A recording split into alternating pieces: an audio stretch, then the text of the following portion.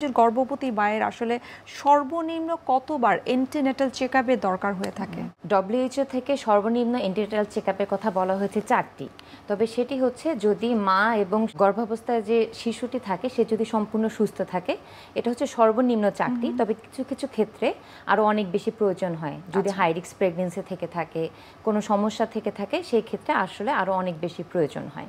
আচ্ছা, যদি কোনো মায়ের সে গর্ভবতী হবার আগে থেকেই যদি তার হাইপারটেনশন থাকে বা থাইরয়েড রিলেটেড প্রবলেম থাকে, সেই ধরনের গর্ভবতী মায়েদেরকে আসলে আপনারা কিভাবে ট্রিট করে থাকেন বা তাদেরকে কি কি গাইডলাইন দিয়ে থাকেন? যদি গর্ভাবস্থার আগেই কোনো রোগী হচ্ছে ব্লাড প্রেশার বা হাই ব্লাড প্রেশার রোগী থেকে থাকে, সেই ক্ষেত্রে তার জন্য অনেকগুলো আমাদের পরামর্শ থাকে। প্রথমত তার গর্ভাবস্থায় যাওয়ার আগেই তার ব্লাড প্রেশার নিয়ন্ত্রণে থাকতে হবে। কখনোই তার ব্লাড প্রেশার অনিয়ন্ত্রিত অবস্থায় সে গর্ভ ধারণ করবে না। সেজন্য তাকে আমরা পরামর্শ দিই সে যে ডাক্তারকে দেখাচ্ছেন তার পরামর্শ নিয়ে যেন হচ্ছে তার ব্লাড প্রেশারটা কন্ট্রোলে রাখে।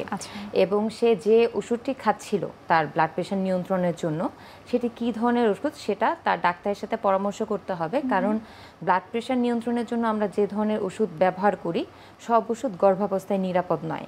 সেজন্য তাকে বলা হয় যে সে যখন তার প্রেগনেন্সি প্ল্যান করছে, যখনই সে প্রেগনেন্ট হবে সাথে সাথে যেন সে তার ডাক্তারের সাথে যোগাযোগ করে। কারণ গর্ভাবস্থায় যে নিরাপদ ওষুধটি সেটিতে আমাদের তখন ট্রান্সফার করতে হয়।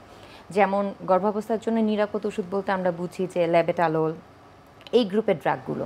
সে যদি অন্য গ্রুপের ড্রাগ খেয়ে থাকে, ক্যালসিয়াম চ্যানেল ব্লকার বা অন্যান্য যেসব ওষুধ আছে, অর্থাৎ বিশেষজ্ঞ চিকিৎসক যে ধরনের মেডিসিন বা যতটুকু ডোজ তাকে নির্ধারণ করে দিবে সেই গর্ভবতী বা ঠিক ততটুকু পরিমাণেই খাবে। এবং থাইরয়েডের বিষয়টি আমরা একটু জানতে চাই। আর থাইরয়েডের যে ব্যাপারটি সেটি হলো কারো যদি থাইরয়েড রোগটি থেকে থাকে, সে অবস্থায় দেখা যায় যে তার প্রেগনেন্ট হতেই পারছে না, ইনফার্টিলিটিতে ভোগে।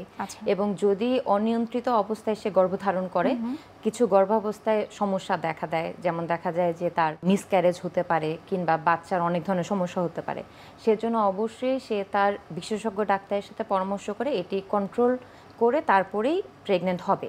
এবং প্রেগনেন্সিতে সে একজন বিশেষজ্ঞ ডাক্তারের অধীনে থাকবে যেন সে কী ডোজে ওষুধটি খাবে এটা যেন সে ঠিক করে দেয়। এবং অ্যাকচুয়ালি তার কন্ট্রোল লেভেল প্রেগনেন্সিতে থাইরয়েডের যে লেভেল এবং নন প্রেগনেন্সিতে যে লেভেল সেটি ডিফারেন্ট।